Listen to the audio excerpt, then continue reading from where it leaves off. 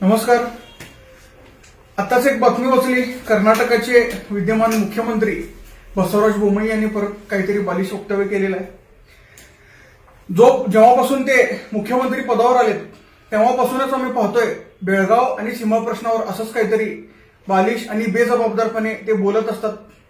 त्यांनी आपण कुठल्या पदावर आहोत याचं भान राखून खऱ्या अर्थानं वक्तव्य करणं गरजेचं आहे। महाराष्ट्रात परवा दिवशी दोन्ही सभागृहात एक ठराव केलेला आहे आणि सीमा प्रश्नाच्या सोडवणुकीसाठी लवकरात लवकर प्रयत्न व्हावेत अशा प्रकारचा ठराव दोन्ही सभागृहातून सुप्रीम कोर्टाला जाऊन या प्रश्नाला गती मिळेल यासाठी महाराष्ट्र प्रयत्न करत असताना मुख्यमंत्र्यांचं म्हणणं आहे की सीमा प्रश्न अस्तित्वातच नाही आणि ज्या वेळेला भाषावर प्रदर्शनं झाली त्यावेळेला कन्नड बहुभाषिक असलेला ह्यो जो सोलापूर आणि जत तो जो कन्नड संख्या असलेला भाग आहे तो महाराष्ट्राला देऊन बेळगाव हे कर्नाटकात आलेला आहे अशा प्रकारचं त्यांनी वक्तव्य केलेलं आहे। त्यांनी खऱ्या अर्थानं असं काहीतरी बोलताना आपल्या पदाचा भान राखून बोलणं खऱ्या अर्थानं गरजेचं होतं। ज्या वेळेला भाषावर प्रदर्शनं झाली त्यावेळेला स्वतः त्या सोलापूरकरांनी कर्नाटकात जायला नकार दिला होता आणि त्यांनी स्वतः ते त्यांच्या इच्छेनं महाराष्ट्रात स्वतः राहिले होते। आजपर्यंत मी एकदा किंवा एकही बातमी अशी वाचलेली आहे काय की सोलापूर किंवा त्या जत आजूबाजूच्या भागातून प्रयत्न झालेत की आम्हाला कर्नाटकात सामील करा, तर अजिबात असली एकही बातमी आजपर्यंत मी ऐकली नाही, कारण ते तिथं गुन्ह्यागोविंदानं सुकानं आहेत आणि आम्ही गेल्या 64 वर्षापासून रोज संघर्ष करतोय की आम्हाला आमच्या स्वतःच्या राज्यात घाला, आमच्या स्वराज्यात पाठवा, आमच्या हक्काच्या महाराष्ट्रात पाठवा, तर त्याच्याकडे दुर्लक्ष करून रोज आमच्यावर वेगवेगळ्या पद्धतीनं नवीन नवीन काहीतरी अन्याय अत्याचार आणि हा कन्नड सक्तीचा वरवंटा आमच्यावर फिरवला जातोय। मी या मुख्यमंत्र्यांना एकच सांगू इच्छितो, तुम्ही जर सीमा प्रश्न संपलाय असं बोलत असाल तर प्रत्येक वेळेला तुमच्या विधानसभेत किंवा तुमच्या वक्तव्यात महाजन अहवाल हा अंतिम आहे असं का बोलता?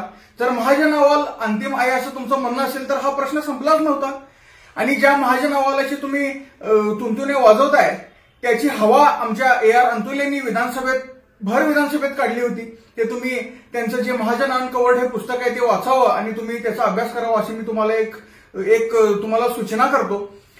परत तुम्ही सीमा प्रश्नावर किंवा बेळगावच्या या विषयावर बोलताना जरा आपण कुठल्या पदावर आहोत, तुम्ही एका राज्याचे मुख्यमंत्री आहेत याचं भान राखून हे असे काहीतरी वक्तव्य करावं। आम्ही काही तर कुठल्या नक्षलवाद्याप्रमाणे चुकीच्या पद्धतीने किंवा कायदा हातात घेऊन लढत नाही। आम्ही आजपर्यंत लोकशाही मार्गाने आमचा लढा देत आलोय आणि लोकशाहीला धरूनच शांततेच्या मार्गाने आम्ही आमचा लढा देत राहू जोपर्यंत आम्हाला न्याय मिळत नाही। पण ज्या वेळेला छत्रपती शिवाजी महाराजांवर शाही फिरली गेली त्यावेळेला तुमच्या सरकारकडून आमच्यावर राज्यद्रोहासारखे गंभीर गुन्हे घालण्यात आले आणि त्यामुळेच आमची ही चीड आणि आमची ही तळमळ आमच्या हक्काच्या राज्यात जाण्याची तशीच अबाधित आहे। याला सर्वस्वी जबाबदार तुम्हीच आहे। प्रत्येक वेळेला तुम्ही आम्हाला जाणीव करून देत असता की तुम्ही आमचे नाही आहात आणि म्हणूनच आम्हाला आमच्या राज्यात जायचं आहे। तुम्ही परत एकदा तुम्हाला मी हात जोडून विनंती करतो, तुम्ही असं काहीतरी वक्तव्य करताना जबाबदारीनं वागावं। ज्या वेळेला महाराष्ट्र सरकार हा प्रश्न सुटू दे यासाठी प्रयत्न करत असतंय त्यावेळेला तुम्ही पण कुठेतरी त्यांना प्रतिसाद द्यावा आणि हा प्रश्न संपवावा।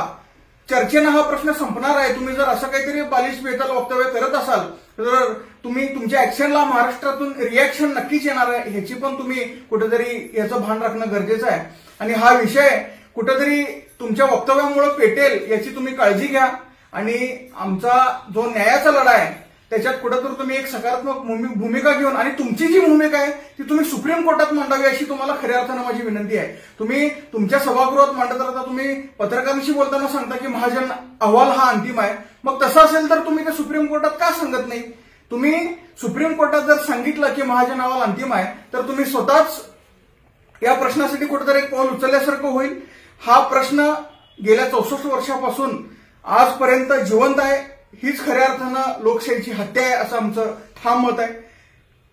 परतच्या वेळेला तुम्ही किंवा तुमच्या मंत्रिमंडळातला तुमच्या सभागृहातला कुठलाही व्यक्ती बेळगाव प्रश्नावर बोलत असेल तर तुम्ही त्याला समज द्यावा आणि बेळगाववासियांच्या बेळगावातल्या मराठी भाषिकांच्या भावना जाणून घेऊन त्यांच्या भावनांना कुठेही ठेस पोहोचणार नाही याची तुम्ही काळजी घ्याल अशी आशा करतो। आणि महाराष्ट्र सरकार ज्या प्रमाणात या प्रश्नासाठी कुठेतरी आग्रही झालंय त्या माध्यमातून सुप्रीम कोर्ट आम्हाला न्याय देईल अशी आम्हाला कुठेतरी आशा आहेच। तुम्हीही कुठं पण अडमुठी भूमिका न घेता हा प्रश्न संपवावा आणि कुठेतरी ही लोकशाही ज्या लोकशाहीच्या नावानं आजपर्यंत या देशाचा राजकारभार चालत आलाय ती लोकशाही अबाधित राहावी यासाठी तुमचे पण प्रयत्न राहतील अशी आम्ही आशा करूया। मी परत एकदा तुम्हाला विनंती करतो, तुम्ही कुठल्याही प्रकारचं बेजबाबदार वक्तव्य करताना तुम्ही एका राज्याचे मुख्यमंत्री आहात याचं भान राखावं। धन्यवाद। जय महाराष्ट्र।